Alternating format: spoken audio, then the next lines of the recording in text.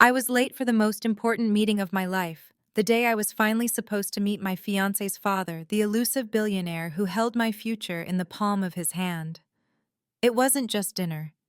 It was a judgment, a test a single night that could either open the gilded gates of the Sterling legacy or slam them shut forever. The morning began with trembling hands. My reflection in the mirror looked foreign, a woman trying too hard to become someone she wasn't. The navy blue dress David had chosen for me lay neatly pressed across the bed beside the soft cashmere scarf he insisted I wear. He values appearances, David had said, his tone clipped with nerves. You only get one chance to make a first impression, Ava. Don't give him any reason to think you're not enough. Enough. That word had echoed in my mind for days. I had worked my whole life to be enough for my parents who sacrificed everything to put me through school, for my job at the nonprofit, where being enough never meant earning more, only giving more. And now for a man who loved me, but seemed to shrink beside his father's shadow. David had spent the entire week spiraling between hope and panic. His father, Arthur Sterling, was a legend in the business world, a man who had built empires, crushed competitors, and then vanished into reclusion a decade ago. The world called him brilliant. David called him impossible. He had disowned his elder son for marrying beneath the family. Tonight, I was to find out whether I would meet the same fate. I told myself it was just dinner, but my heart knew better. It was an unspoken trial. The invitation, or rather the summons, had arrived not from Arthur himself, but from his lawyer, wrapped in language so cold it could have been a subpoena. Mr. Arthur Sterling requests the presence of his son, Mr. David Sterling, and his companion, Ms. Ava Peters, for a formal dinner at his private residence. There was no warmth, no welcome, only command. I tried to rehearse everything David told me speak about art history business. Avoid charity, family, or emotions. He sees compassion as weakness, David had warned. He'll respect you only if you show restraint. But as I stood in my small apartment, smoothing the hem of that expensive dress and wrapping the scarf around my neck, I couldn't help thinking that I was dressing myself in armor that didn't belong to me. I wasn't born into elegance. My hands were shaped by work, by holding crying children at the shelter, by comforting strangers who had no one else. I was proud of that. But pride didn't look good under designer lighting. The train ride out of the city felt like leaving my old life behind. The skyline disappeared behind a curtain of mist, replaced by the quiet order of manicured suburbs, the kind where every gate looked like a secret. I pressed my palms together in my lap, whispering silent prayers to the rhythm of the train. David had gone ahead earlier to prepare. I was to follow an hour later, arrive by 5, and be precisely on time. But when the train stopped and I stepped into the crisp afternoon air, I felt a strange pressure on my chest, the kind that comes before tears or change. The station was nearly empty, the streets pristine and silent, the kind of silence that made you feel watched. I could have called a taxi, but my lungs ached for air. I needed to breathe, to walk, to steady the storm inside me. The estate wasn't far, a mile, maybe less. The world around me shimmered with wealth. Houses weren't houses here. They were monuments to power gates taller than trees, gardens too perfect to be real. I checked my watch. I still had 20 minutes. Enough time, I told myself. Enough time to become perfect. Then I saw him. An old man sat on a park bench beside the road, a solitary figure that didn't belong to this flawless neighborhood. His clothes were wrinkled and worn, his coat thin against the sharp wind. His hands trembled slightly as he rubbed them together for warmth. There was something in his stillness, a quiet dignity that drew me closer before I even realized I'd slowed down. He looked up at me, and for a moment our eyes met, pale blue eyes, bright and tired at once. I don't know what made me stop. Maybe it was the way he didn't ask for anything. Maybe it was my grandmother's voice echoing from years ago. The measure of your heart is how you treat someone who can do nothing for you. My mind screamed that I was already cutting it close. David's voice echoed in my head. Don't be late, Ava. He hates tardiness. He'll think you're disordered, unfit. But my heart whispered louder. I walked toward the bench, clutching the small paper bag I'd packed for the trip, my only lunch, a simple turkey sandwich. Are you all right, sir? I asked softly. He smiled faintly, though the corners of his mouth trembled with cold. "Just a bit chilly," he murmured. "And I suppose I've missed the lunch line at the shelter." Without thinking, I offered him my sandwich. "Please, it's not much, but it's something." He blinked in surprise, then took it slowly, his fingers brushing mine, a gentle, grateful touch that made my throat tighten. "Thank you," he said, his voice rough but sincere. "That's very kind." I watched him take a small bite, his hands shaking slightly. Then I noticed how thin his coat was, how his shoulders curved against the wind. Before I could stop myself, I unwound the scarf from my neck, that perfect soft cashmere scarf that David said represented class. "You need this more than I do," I said, wrapping it around his shoulders. He looked down at it, then up at me with those piercing eyes, eyes that seemed to see more than they should. "You're a very kind woman," he said quietly. I smiled, embarrassed, murmured something like, "Take care," and turned away. My pulse was racing now, not from emotion, but from panic. I checked my watch. 5:12. 12 minutes late. My stomach dropped. By the time the Sterling gates appeared before me, towering iron and gold stretching wider than anything I'd ever seen, my breath was ragged. I pressed the intercom button, praying my voice wouldn't tremble. "Eva Peters," I said, "here to see Mr. Sterling." There was a pause, long and heavy, then a mechanical buzz, and the gates began to open. The driveway wound through acres of oak trees, the air growing colder with every step. By the time the mansion came into view, a vast stone fortress of a home, I felt smaller than ever. And there, pacing anxiously at the top of the grand staircase, was David. His face was pale, his tie slightly askew, his eyes wild with fury and fear. 17 minutes late," he hissed as soon as I reached him. 17. "I told you he despises tardiness." "I'm sorry," I gasped, catching my breath. There was this man on the bench, he was freezing, and he stared at me like I had confessed a crime. A man. A homeless man. His voice cracked. "You were late to meet my father. My reclusive, impossible billionaire father, because you stopped to feed a homeless man." I gave him my sandwich, I said quietly, and my scarf. David's eyes flicked to my bare neck. His jaw clenched. "You gave away the scarf I bought you, the cashmere one. Do you even understand what's at stake tonight?" His words hit like ice water, each syllable sharp and cutting. I wanted to shrink, to apologize, but then something inside me hardened. Maybe it was exhaustion. Maybe it was something older, that quiet part of me that had always refused to measure worth by price tags. "I understand," I said softly, meeting his eyes. "Perfectly." He didn't answer. He just took my arm, his grip cold, his smile brittle. "It doesn't matter now," he muttered.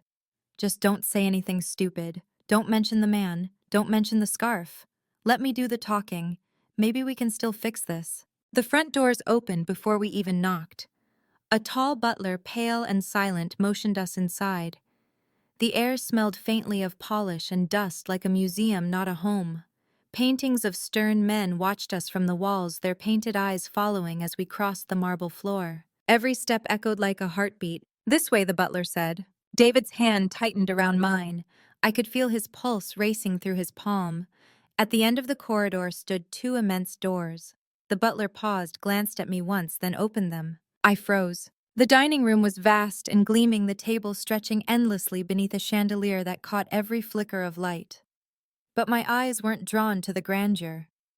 They were locked on the single man seated at the head of the table. His silver hair was combed neatly, his suit impeccable, but around his shoulders was something soft, familiar, impossibly out of place. My cashmere scarf. My breath caught in my throat. For a heartbeat, I thought I must have imagined it, that exhaustion and anxiety were playing tricks on my mind. But no, it was real. That same delicate fabric, pale cream against his dark jacket, lay draped over his shoulders exactly the way I had placed it on the trembling man on the park bench barely an hour ago. David didn't notice at first. He was too busy tugging at his cuffs, too busy whispering frantic reminders in my ear. "Smile. Sit straight. Don't mention your job. Don't say anything sentimental. Just let me handle it."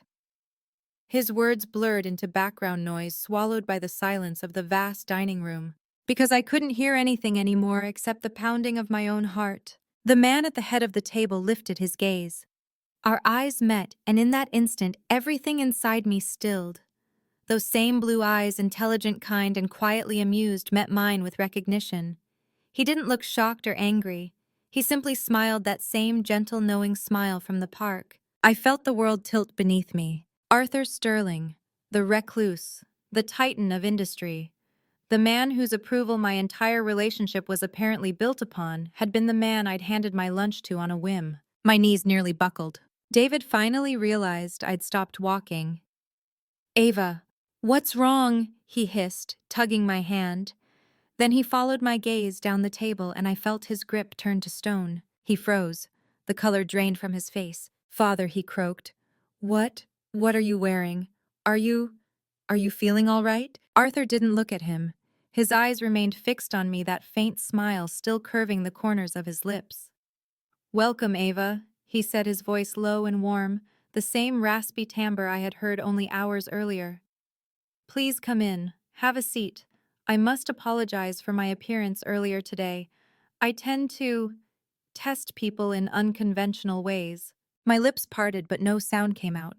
My mind scrambled for logic, for some reasonable explanation, but all I could hear was the echo of my grandmother's voice in my head. "The measure of your heart is how you treat someone who can do nothing for you." David was staring between us now, utterly lost, his panic spreading like wildfire. "Wait, what do you mean earlier today? You've met her." Arthur finally turned to his son.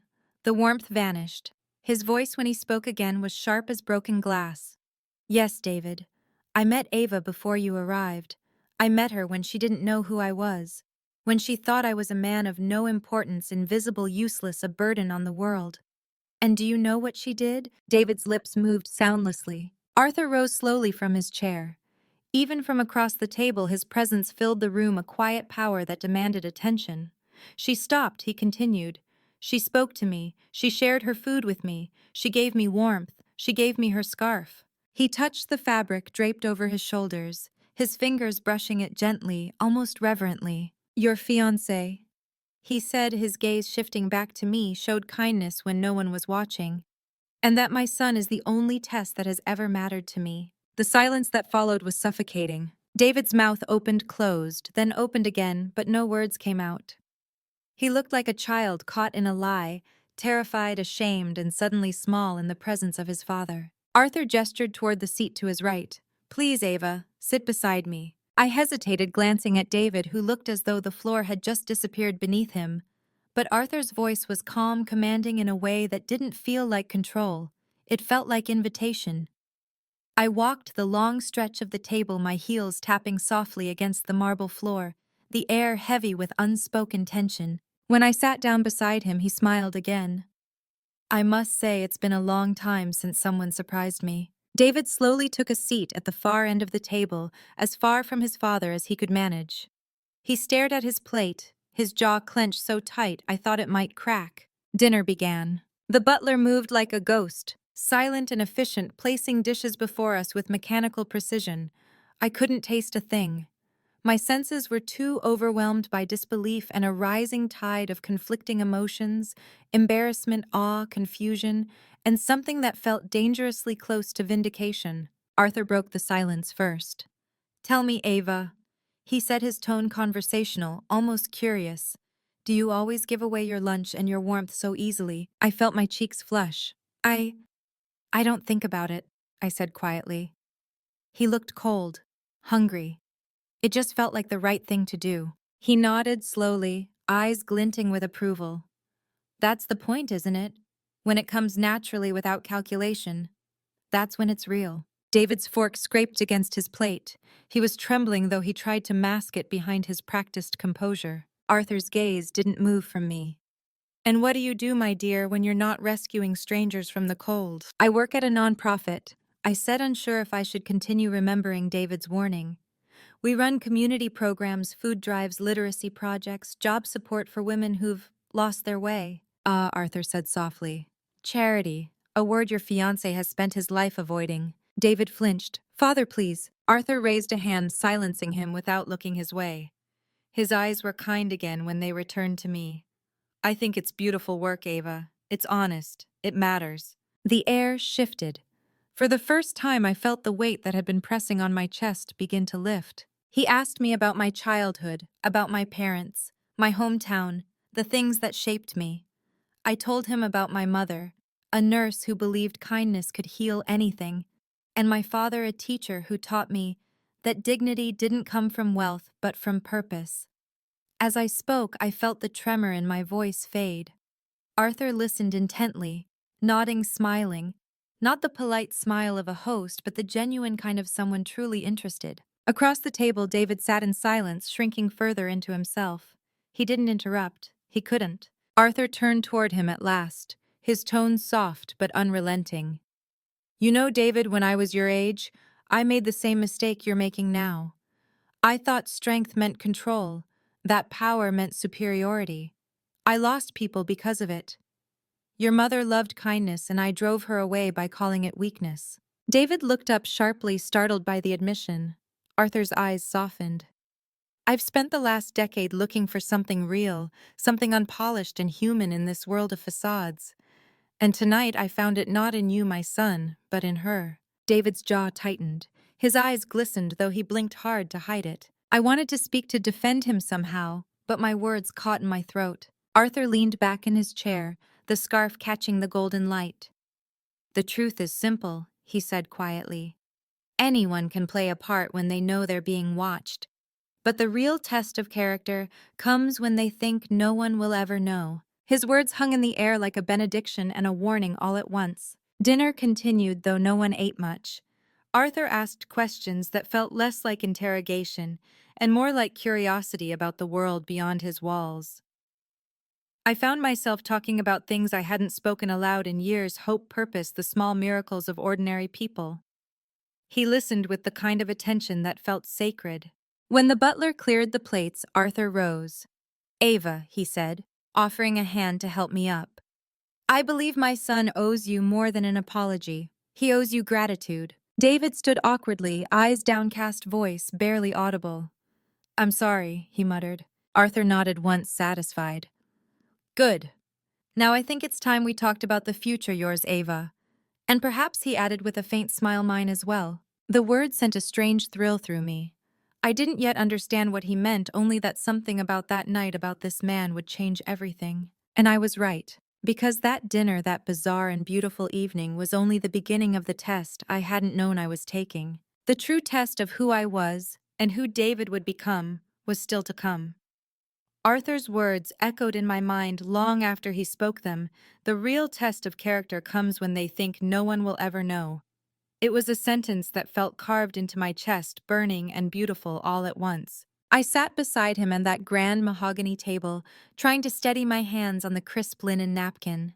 The chandelier above us glittered like frozen light, and for a moment the world felt suspended in that strange stillness, the kind that comes just before something changes forever. Arthur had begun to speak again, his tone calm and reflective, but beneath it was something else, something heavy, unspoken. You see, Ava, he said, wealth has a way of making people forget the simplest truths. When you have everything, you stop seeing the value in anything that isn't polished, strategic, or profitable. I built an empire that way, and then one day I looked around and realized I had built it out of emptiness. He glanced toward his son. David didn't look up. His fingers were tracing the edge of his wineglass, his jaw set tight. I started testing people. Arthur continued softly, not to mock them, but to remember what goodness looks like. I'd sit in boardrooms pretending to be an assistant, walk into charity events dressed like a driver, or sit on park benches like today, invisible and unimportant. Most people stepped over me. His eyes met mine again, full of quiet pride. But you stopped. You gave something that couldn't be bought. I swallowed hard, the lump in my throat impossible to ignore. The butler entered quietly, refilling Arthur's glass. The faint clink of crystal was the only sound that dared break the silence. I couldn't help but glance at David, the man I loved, who was now sitting in the same room, but felt like a stranger. His face was pale, his posture defeated. I could almost feel the storm inside him, shame, jealousy, confusion, all colliding into something dangerous and raw. Arthur turned toward me again, his tone softening. How long have you worked at your nonprofit, Ava? Almost 5 years, I said. It started as a volunteer position. I wanted to help people who felt invisible. Just like the man on the bench, Arthur said, a faint smile curving his lips. Yes, I whispered. Exactly like him. He leaned back, his eyes distant now, reflecting the chandelier's light. Do you know, he said, when I first met your fiancé's mother, she was working as a volunteer nurse in a shelter. I told her it was a waste of her intelligence. I said compassion was for those who had no ambition. She looked at me the way you did today, not angry, just disappointed. And she said, Arthur, you'll die rich and alone if you keep confusing love with weakness. His voice faltered slightly on the last word. I saw his fingers tighten around the glass, then loosen again, as if releasing something he'd held for years. David's head finally lifted. Why are you telling her this? He asked, his tone brittle, almost childlike. You never told me any of that. Arthur's gaze sharpened, but there was no malice, only truth. Because, my son, you never asked. The words struck the air like a thunderclap. David recoiled as though slapped. For the first time that night, I wanted to reach for his hand to ease the humiliation radiating from him, but I stopped myself. He needed this moment. He needed to face the part of himself that had been taught to fear empathy. Arthur stood slowly, pushing his chair back with quiet grace. Walk with me, he said, looking at both of us. We followed him down the long corridor, our footsteps echoing off marble and stone. He led us through a set of glass doors into a vast conservatory and indoor garden blooming under soft lights. The air smelled faintly of earth and jasmine. In the center of the room stood a grand piano, its surface layered with a thin sheen of dust. Arthur walked over and ran his fingers across the keys, the sound of faint, uneven notes filling the silence. Your mother used to play here, he said almost to himself. When the world got too loud, she'd sit and play until everything made sense again. When she left, I locked this room for years. I told myself I didn't need music or love or softness. He paused, looking at me. You reminded me how wrong I was. The lump in my throat tightened. David took a tentative step forward. Father? Arthur turned to him, his expression unreadable. Do you love her, David? Of course I do, David said quickly. You know I do. Do you love her? Arthur repeated, for who she is, or for what you think she makes you look like. David froze, his lips parted, but the answer didn't come. Arthur sighed, turning back to the piano. That's the question I asked myself for half my life. And I always chose wrong. The silence that followed was heavy, but not cruel. It was the kind of silence that stripped away pretense and left only truth behind. Finally, Arthur spoke again, his tone gentler. I'm not the villain you grew up fearing, David. I'm just a man who learned too late that love is the only wealth that survives you. Don't make my mistake. I saw something shift in David's expression, the smallest crack in the armor he'd worn his entire life. His shoulders dropped, his eyes softened, filled with something that looked like grief. Arthur smiled faintly and gestured toward the piano bench. Ava, do you play? A little, I admitted, surprised by the question. Then play, he said, stepping aside. Fill this room again. I hesitated, then sat down, my fingers trembling as they hovered over the keys. The melody that came out was hesitant, uncertain, but soft and real. Each note echoed through the vast space, weaving something fragile and human into that cold mansion. Arthur closed his eyes, listening. For the first time, I saw peace settle on his face. David stood behind me, silent, watching. And for a brief, impossible moment, I felt the weight of generations of pride and pain dissolve into something simple, something like forgiveness. When the last note faded, Arthur spoke again, his voice quiet but firm. You've both been tested tonight. One of you was being watched, the other was being revealed. He turned toward David. You've spent your life trying to impress me, but the truth is I was never looking for perfection. I was looking for decency, and he said, looking at me, showed it when it cost her something. David nodded slowly, his eyes shining. I understand now, he whispered. I do. Arthur gave a small, satisfied smile. Good. Because I'm tired of pretending to be the man I used to be. I'm giving up the tests, the masks, the walls. Life's too short for them. He looked at both of us, the light from the conservatory lamps reflecting in his pale blue eyes. You two remind me that it's not too late to start over. Something in his tone made me realize that he wasn't just talking about us, he was talking about himself. He gestured toward the door. It's late. Go home. Be kind to each other. And remember what truly matters. When we reached the foyer, he paused and placed his hand over mine. "That scarf," he said softly, "you may have given it away, but what you really gave me was something far rarer." He smiled gently.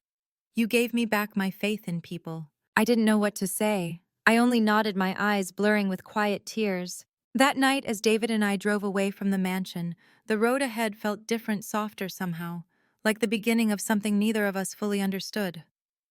He didn't speak for a long time. When he finally did, his voice was low, trembling. "I've been so afraid of disappointing him," he said. "But I think I was really afraid of disappointing myself." I reached for his hand. "Then stop trying to prove your worth," I whispered. "Just live it." He looked at me, his eyes wet. "I don't deserve you." I smiled faintly. "Maybe not yet, but you will." The night outside the car windows stretched endlessly, a dark canvas scattered with city lights. I rested my head against the seat, my thoughts drifting to the man who had tested the world from behind iron gates and found his answer in a simple act of kindness. I didn't know then that this was only the first of many lessons he would teach me, that beneath his wealth and power lay a man desperate to be seen, not as a legend, but as a father. And that one day, when the truth about the Sterlings would come crashing down, I would be the only one left to tell his story. But that would come later. For now, all I knew was this. Sometimes the smallest gesture, a sandwich, a scarf, a few kind words, can become the hinge on which an entire life turns. The weeks after that night blurred together, but not in the way I expected.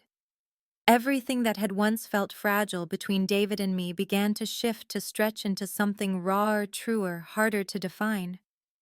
I could still feel the echo of that dinner in my bones, the weight of Arthur Sterling's eyes, the sound of his voice when he spoke about what really mattered. It lingered like a melody I couldn't unhear. David changed in quiet ways. He no longer spoke about his father's approval as if it were oxygen. He stopped rehearsing the right answers before phone calls with the family's lawyer. He even came with me to the community garden one Saturday, wearing old jeans and an awkward smile, unsure how to hold a shovel but willing to try. The children adored him instantly. One little boy asked if he was a prince because of his fancy shoes. David laughed for the first time in weeks, really laughed, not that polite half-smile he used to wear like a mask.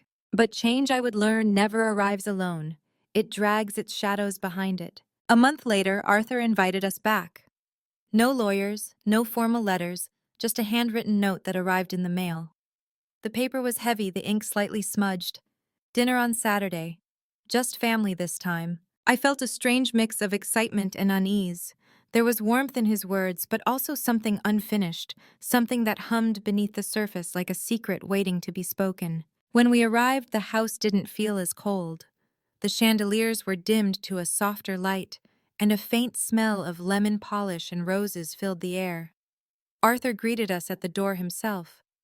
Gone were the immaculate suits and the air of detachment.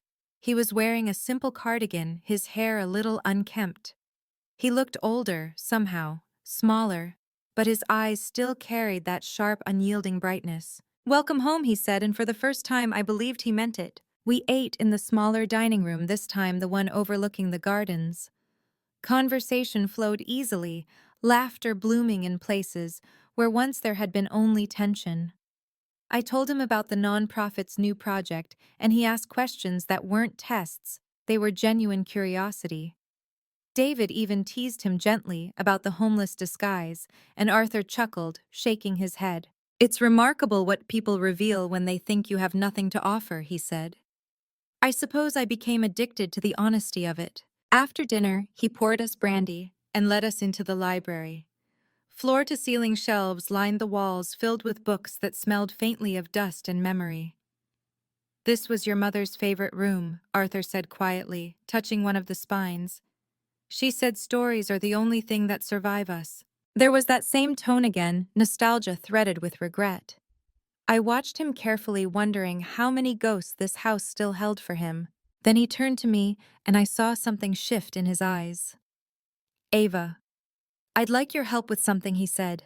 "Of course," I replied, not yet knowing that those words would change everything. He motioned for me to follow him down a narrow hallway I hadn't noticed before. At the end of it stood a heavy wooden door locked with an old brass key. When he turned it, the hinge groaned like it hadn't been opened in years. Inside was a smaller study, dimly lit by a single lamp. Papers were stacked everywhere, contracts, ledgers, envelopes sealed with wax. "I'm setting things in order," Arthur said, sitting behind the desk. "It's time the company and the family remembered what integrity means." He handed me a thin folder. Inside was a draft of a letter addressed to his board of directors. It was a resignation. "I've made more money than one man could ever justify," he said, his voice steady. "But I've also made more mistakes than one man should be allowed to forget. I want to leave it to someone who hasn't lost sight of decency." I froze. "You mean David?" Arthur gave a faint, knowing smile. "Not yet. He still has learning to do. But he will in time. And when he does, I want you by his side, not as a shadow, not as someone who must become what others expect, but as yourself. Promise me that." I nodded slowly, my throat tightening. "I promise." He reached across the desk and placed his hand over mine. His skin was thin and warm. "Good," he whispered. "Because people like you are the reason the world still has a chance." That was the last time I saw Arthur Sterling alive. 3 weeks later, he was gone. A heart attack in his sleep, the doctors said. Peaceful. Quick. The kind of ending he used to say no one deserved, but everyone secretly hoped for. When we arrived at the estate for the funeral, the house looked the same, but something in the air had changed. The silence was heavier. Even the portraits on the walls seemed dimmer, as if they too understood loss. David stood beside me, his hand trembling in mine. His grief was quiet, dignified, and laced with guilt. "I never got to tell him," he whispered. What I asked softly. "That I forgave him." I squeezed his hand. He knew, David. Trust me, he knew. The ceremony was small, just family, a few old business partners and staff who'd served him for decades. The eulogy was brief, but when they opened the casket, my breath caught. Around Arthur's shoulders, folded neatly like a badge of honor, was the cashmere scarf I'd once draped over him. I didn't even try to stop the tears. After the burial, his lawyer gathered us in the study to read the will. I wasn't prepared for what came next. Arthur had left his company shares to David, but he added a single condition: that the new Sterling Foundation donate 10% of its annual profits to programs that serve the poor and homeless. And he had named me of all people as one of the foundation's co-directors. David turned to me, stunned. He planned this with you." I nodded slowly, my voice trembling. "He said he wanted to set things right." The lawyer continued reading, but my mind drifted to that park bench, the smell of cold air, the sound of his voice when he said, "You are a very kind woman." At the time, I thought it was just gratitude. Now I understood it was prophecy. The months that followed were a whirlwind of paperwork transitions and whispered gossip from those who couldn't fathom why a billionaire's son would share power with a woman who'd once worked at a nonprofit. But David stood firm. For the first time in his life, he didn't hide behind polished words or rehearsed charm. He faced the board with quiet conviction and said, "My father believed in her judgment more than anyone's. So do I." The room had fallen silent after that. And in that silence, I felt Arthur's presence, steady, approving, like a whisper from the past. Sometimes, late at night, I still dream of that day on the park bench. The sky gray and heavy, the wind cutting through my coat, his eyes lifting to meet mine. I hear his voice again, gentle and amused. "You are a very kind woman." And I wake up with tears on my pillow, not of sadness, but of gratitude. Because that simple act, that impulsive moment of compassion, had rewritten the story of my life. I used to believe that kindness was something small, fleeting, almost fragile. But I've learned it's the opposite. It's the quiet power that bends the course of lives, that topples walls, built from pride, that reaches places ambition never could. Arthur taught me that wealth is measured not by what we own, but by what we give when no one is watching. And David, well, he learned too. The man who once saw compassion as weakness now builds homes for families who have none. He still keeps the same pair of worn gloves from that day in the garden, dirt under his nails, laughter in his chest. As for me, I've never stopped carrying sandwiches in my bag. Because you never know when the next stranger on a park bench might change your life, or when you might change theirs. And sometimes when the evening light hits just right, I swear I can almost see Arthur sitting there again, smiling at the world he finally learned to forgive. So if you're listening to this story wherever you are, remember the smallest act of kindness can echo louder than any fortune ever could. And if it touches you even a little, please share it. Because maybe someone out there needs the reminder that goodness still exists. Like this video, share it with someone who might need it today, and don't forget to subscribe for more stories that remind us of what truly matters. Thank you for listening. End.